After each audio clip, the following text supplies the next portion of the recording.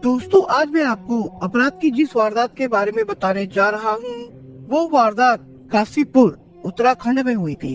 तो चलिए दोस्तों, जानते हैं इस वारदात के बारे में। कोरोना काल के चलते जहाँ एक तरफ पूरी दुनिया अस्त व्यस्त हुई, वहीं आम इंसान के जीवन पर भी काफी असर पड़ा है। यही कारण है कि आज आम जनता अपने घरों में कैद रहने के लिए मजबूर है। 7 सितंबर 2020 को रात के 8:30 बजे काशीपुर शहर में सड़क पर सन्नाटा पसरा था। उस समय नाजिया अपने शौहर राशिद के साथ दवा लेने डॉक्टर के पास गई हुई थी। तभी उसके मोबाइल पर उसके अब्बू की कॉल आई। अपने अब्बू की कॉल देखते ही उसके दिल की धड़कनें दोगुनी हो चली थी, क्योंकि उसके अब्बू ने बहुत समय बाद उसे फोन किया था। अब्बू ने ना जाने किस लिए फोन किया, उसकी समझ में ये नहीं आ रहा था। उसके लिए जिज्ञासा के साथ साथ चिंता का विषय भी था ये। नाजिया अपनी दवाई ले चुकी थी। राशिद ने अपनी बाइक स्टार्ट की और घर की ओर निकल पड़ा। उसके पीछे बैठी नाजिया अपने अब्बू से मोबाइल पर बात करने लगी। नाजिया को पता था कि उसे घर पहुंचने में केवल 3-4 मिनट ही लगेंगे। उसके बाद वो घर पर आराम से उनसे बात कर लेगी। जैसे ही राशिद की बाइक उसके घर की मोड़ पर पहुंची, सामने से आ रहे कुछ लोगों ने उन पर ताबड़तोड़ फायरिंग शुरू कर दी। इससे पहले कि राशिद और नाजिया कुछ समझ पाते, दोनों ही बाइक से नीचे सड़क पर गिरकर तड़पने लगे थे। उनको कई गोलियां लगी थी। देखते ही देखते सड़क उनके खून से तरबतर हो गई। अधिक खून बहने के कारण दोनों की मौके पर ही मौत हो गई थी। इस घटना के घटते ही नाजिया के हाथ से मोबाइल छूटकर वही गिर गया था। खामोशी में डूबे मोहल्ले में अचानक 4-5 गोलियों के चलने की आवाज ने लोगों में दहशत पैदा कर दी थी। घटना स्थल के आसपास बने मकानों की खिड़कियां खुली और लोगों ने सड़क का मंजर देखा तो देखते ही रह गए। सड़क पर एक साथ 2 शव पड़े थे, एक युवक और एक युवती का। उनके पास में ही एक बाइक भी पड़ी हुई थी। मतलब साफ था कि कोई युवक युवती का मर्डर करके फरार हो चुका था। ये मंजर देखकर आस पड़ोस वालों ने हिम्मत जुटाई और सड़क पर बाहर निकल आए थे। एक के बाद एक लोगों के घर से निकलने का सिलसिला शुरू हो गया था। तो घटना स्थल पर लोगों का हुजूम उमड़ पड़ा। दोनों मृतक उसी मोहल्ले के रहने वाले थे। इसी कारण दोनों की शिनाख्त होने में भी कोई परेशानी नहीं आई। वहाँ पर मौजूद लोगों में से किसी ने मृतक युवक राशिद के भाई के मोबाइल पर फोन करके इस घटना की जानकारी दी। घटना की जानकारी मिलते ही उसके घर वालों के साथ उसके पड़ोसी भी तुरंत ही घटना स्थल पर पहुंच गए। घटना स्थल पर पहुंचते ही राशिद के परिवार वालों ने उसके शरीर को छूकर देखा, जो पूरी तरह से ठंडा पड़ चुका था। उसकी मौत हो चुकी थी। उसके पास पड़ी नाजिया की भी मौत हो चुकी थी। घटना स्थल पर पड़े खून को देखकर सभी लोगों का मानना था कि उन्हें डॉक्टर के पास ले जाने से कोई फायदा नहीं होगा।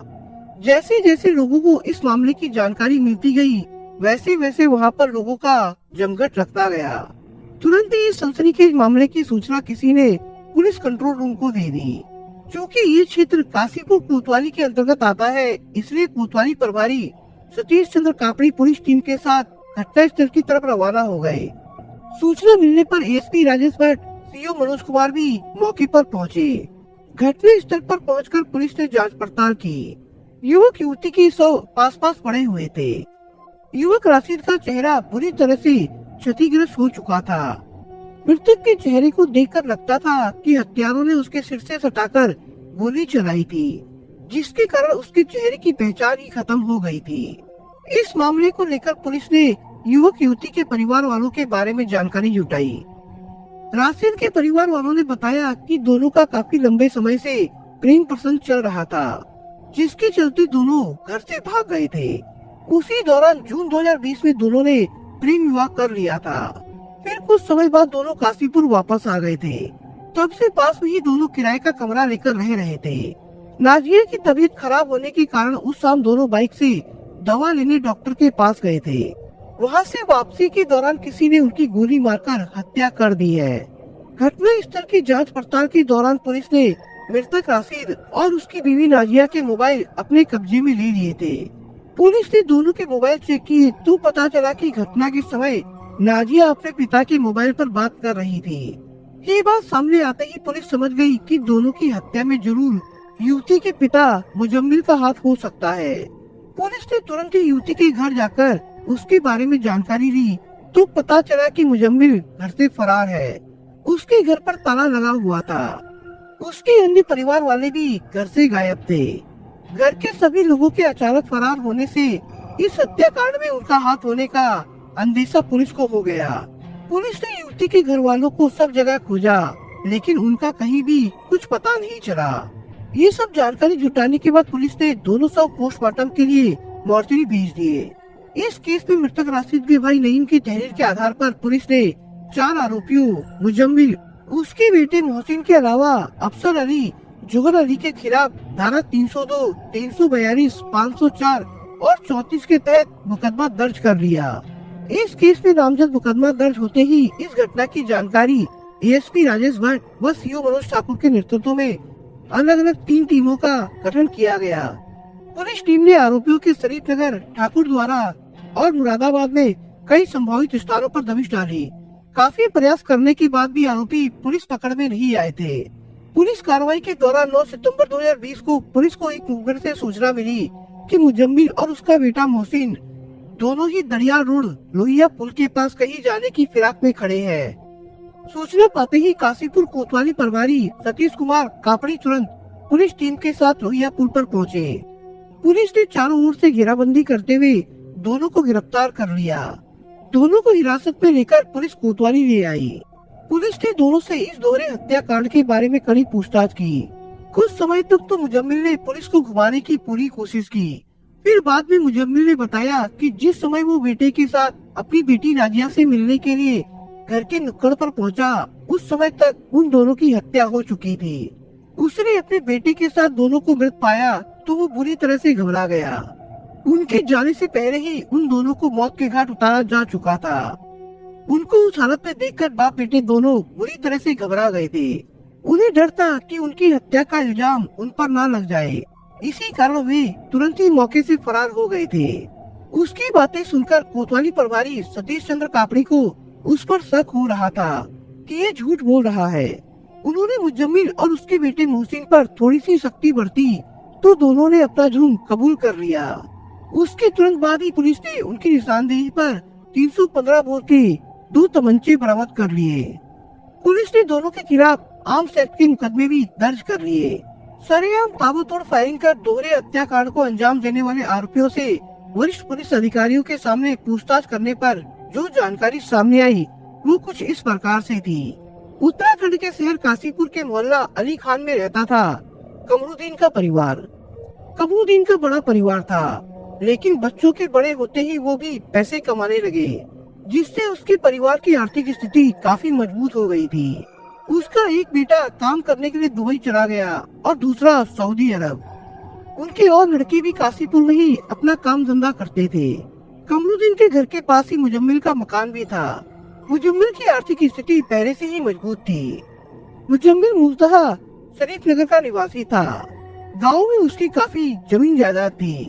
अब से लगभग 10 साल पहले मुजम्मिल ने अपने गांव की कुछ जुतासे की जमीन बेची और काशीपुर के मोहल्ला अली खान में आकर बस गया था। उसकी ससुराल भी यहीं पर थी। काशीपुर आने के तुरंत बाद ही उसने यहाँ पर कुछ जुतासे की जमीन खरीदी और उस पर खेती का काम करना शुरू कर दिया। मुजम्मिल के परिवार में उसकी बीवी सहित कुल 8 सदस्य थे। जमीन के बाकी बचे पैसों से मुजम्मिल ने एक कैंटर खरीद लिया था। मुजम्मिल के 4 बेटे जवान थे जो काफी समय पहले से ही अपना काम धंधा करने लगे थे। कैंटर मुजम्मिल स्वयं ही चलाता था, जिससे उसे काफी आमदनी हो जाती थी। 2 बेटियों में से वो एक की पहले ही शादी कर चुका था। उसके बाद उसकी सबसे छोटी बेटी नाजिया ही बची थी। कमरुद्दीन और मुजम्मिल दोनों ही पड़ोसी थे। इसी नाते दोनों परिवार एक दूसरे के घर आते जाते थे। भले ही दोनों अलग अलग जाति से ताल्लुक रखते थे, लेकिन दोनों परिवारों में घर जैसे ही ताल्लुकात थे। मुजम्मिल के बेटे राशिद की मोहसिन से अच्छी दोस्ती भी थी। राशिद और मोहसिन का जब कभी भी कहीं काम होता तो दोनों साथ साथ ही घर से निकलते थे। मोहसिन की एक बहन थी नाजिया।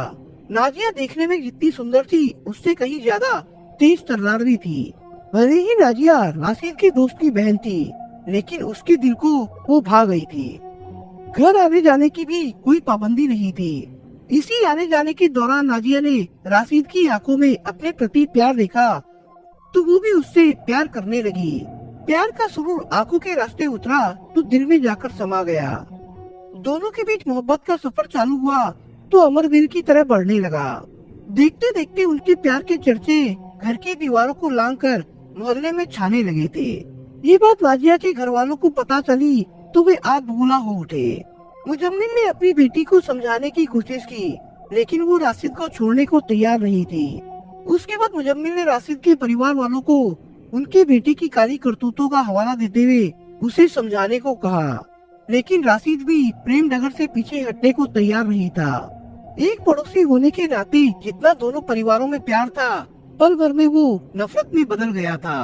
हालांकि दोनों ही परिवार वालों ने अपने अपने बच्चों को समझाने का बहुत प्रयास किया, लेकिन दोनों ही अपनी जिद पर अड़े थे। इस मामले को लेकर दोनों परिवारों के बीच झगड़ा बढ़ा तो मामला पंचायत तक जा पहुंचा। भरी पंचायत में फैसला हुआ कि राशिद काशीपुर छोड़कर कहीं बाहर जाकर काम देखे। परिवार वालों के दबाव में राशिद रोजगार की तलाश में सऊदी चला गया। राशिद के काशीपुर छोड़कर चले जाने के बाद नाजिया उसकी याद में तड़पने लगी थी। कुछ ही दिनों में उसने राशिद से सऊदी में भी मोबाइल द्वारा संपर्क बना लिया। फिर दोनों ही मोबाइल पर प्रेम भरी बातें करते थे। पूरी दुनिया में कोरोना का कहर बरपा तो राशिद अपने घर लौट आया। इस समय घर आना उसकी मजबूरी बन गई थी। अपने घर काशीपुर आते ही उसने शहर में एक टायर शोरूम में नौकरी कर दी। उसी दौरान मोहसिन अपनी पुरानी रंजिश को भूलकर राशिद से मिला। मोहसिन जानता था कि लॉकडाउन खुलते ही राशिद दोबारा सऊदी चला जाएगा। दरअसल राशिद के सऊदी चले जाने के बाद से ही मोहसिन के दिल में भी सऊदी जाने की तमन्ना पैदा हो गई थी। मोहसिन जानता था कि वह राशिद के संपर्क में रहकर ही सऊदी तक पहुंच सकता है। मोहसिन के संपर्क में आने के बाद राशिद को मनचाही मंजिल और भी आसान लग रही थी। उसी दोस्ती के कारण राशिद का नाजिया के घर आना जाना बढ़ गया था। यही आना जाना दोनों को उस मकाम तक ले गया जहाँ से दोनों का लौटना नामुमकिन हो गया था। यानी उनके प्रेम संबंध और भी ज्यादा मजबूत हो गए थे। फिर अब से लगभग 3 महीने पहले राशिद और नाजिया अचानक घर से फरार हो गए। नाजिया के घर से फरार होते ही उसके घर वालों को गहरा सदमा लगा। उन्होंने कभी सोचा भी नहीं था कि उनकी बेटी एक दिन उनकी इज्जत को तार-तार कर देगी। मुजम्मिल को पता था कि वो जरूर राशिद के साथ गई होगी। राशिद के बारे में जानकारी लेने पर पता चला कि वो भी घर से गायब था। मुजम्मिल को दुख इस बात का था कि उसकी बेटी ने गैर बिरादरी के लड़के के साथ भागकर समाज में उसकी नाक कटवा दी थी। मुजम्मिल के मान सम्मान को ठेस पहुंची तो उसने दोनों से मोबाइल पर बात करके उन्हें जान से मारने की धमकी दे डाली थी। उसके बावजूद भी दोनों ने बाहर रहते ही चोरी छिपे एक मौलवी के सामने निकाह भी कर लिया था। ये बात जब नाजिया के घर वालों को पता चली तो घर में मातम सा छा गया। समाज में अपनी इज्जत को देख नाजिया के अब्बू मुजम्मिल ने इस रात को राजी बने रहने दिया। मुजम्मिल ने इस मामले में पूरी तरह से चुप्पी साध ली और फिर नाजिया और राशिद के वापस आने का इंतजार करने लगा था। राशिद ने नाजिया के साथ निकाह करते ही अपना मोबाइल नंबर भी बदल लिया था, जिसके बाद मुजम्मिल की उनसे बात नहीं हो पाई थी। मुजम्मिल पेशे से ड्राइवर होने के नाते काफी तेज तर्रार था। वो किसी तरह से राशिद का नया मोबाइल नंबर हासिल करना चाहता था। वो जानता था कि राशिद के घर वालों से ही उसका नंबर मिल सकता है। उसने किसी तरह उसकी अम्मी को विश्वास में लेते हुए उसका मोबाइल नंबर हासिल कर लिया। जब मुजम्मिल के सब्र का बांध टूटा तो उसने दूसरी चाल चली। मुजम्मिल ने एक दिन अपनी बेटी को फोन करके कहा, नाजिया बेटी, तुमने जो भी किया है वो ठीक किया है। बेटा, बहुत दिन हो गए हैं, तुम्हारे बिना हमसे रहा नहीं जाता। हमें अब तुमसे कोई गिला शिकवा नहीं है। तुम दोनों घर वापस आ जाओ। हम चाहते हैं कि तुम दोनों का धूमधाम से निकाह करा दे। मुजम्मिल की बात सुनकर नाजिया को विश्वास नहीं हुआ। उसने ये सब बात पति राशिद को बताई। साथ ही ये भी समझाया कि आप मेरे अब्बू की बातों में मत आना, मैं उनकी नस नस से वाकिफ हूँ। वो झूठा प्यार दिखाकर हमें काशीपुर बुलाने के बाद हमारे साथ क्या कर डाले कुछ पता नहीं। इसके बावजूद राशिद मुजम्मिल की बातों में आ गया था। अब वो नाजिया को साथ लेकर काशीपुर चला आया। काशीपुर आने के बाद राशिद ने मोती मस्जिद के पास अली खां मोहल्ले में ही एक किराए का मकान ले लिया था और वहीं पर नाजिया के साथ रहने लगा था। ये बात मुजम्मिल को भी पता लग गई थी। उसके बाद मुजम्मिल अपने दिल में राशिद और नाजिया के प्रति पहली नफरत को खत्म करने के लिए उचित समय का इंतजार करने लगा था। अपनी बेटी और राशिद के प्रति उसके दिल में इस कदर नफरत पैदा हो गई थी कि वो किसी भी सूरत में दोनों को मौत के घाट उतारने की योजना बना चुका था। उसी योजना के तहत मुजम्मिल ने उत्तर प्रदेश के एक गांव से 315 बोर के 2 तमंचे और 8 कारतूस खरीदे। उसके बाद मुजम्मिल अपने बेटे मोहसिन को साथ लेकर दोनों का साए की भांति पीछा करने लगा। राशिद और नाजिया कब, कहां और क्यों जाते हैं, ये जानना उसकी दिनचर्या में शामिल हो गया था। इस घटना से लगभग 15 दिन पहले मुजम्मिल को जानकारी मिली कि नाजिया राशिद के साथ जयपुर स्थित कालू सिद्ध की मजार पर गई हुई है। कालू सिद्ध की मजार पतरामपुर के जंगलों में स्थित है, जहाँ पर दूर दूर तक झाड़ झंकार और वन फैला हुआ है। ये जानकारी मिलते ही मुजम्मिल अपने बेटे मोहसिन को साथ लेकर कालू सिद्ध के रास्ते में भी छिपकर बैठा। लेकिन उस दिन उन्हें नाजिया अकेले ही दिखाई दी, जबकि मुजम्मिल नाजिया के साथ राशिद को भी खत्म करने की फिराक में था। लेकिन उस दिन दोनों बाप बेटे गम का घूंट निगलकर अपने घर वापस आ गए। फिर दोनों के साथ मिलने की ताक में रहने लगे। 7 सितंबर 2020 की शाम को पता चला कि राशिद नाजिया को साथ लेकर बाइक से कहीं पर गया हुआ है।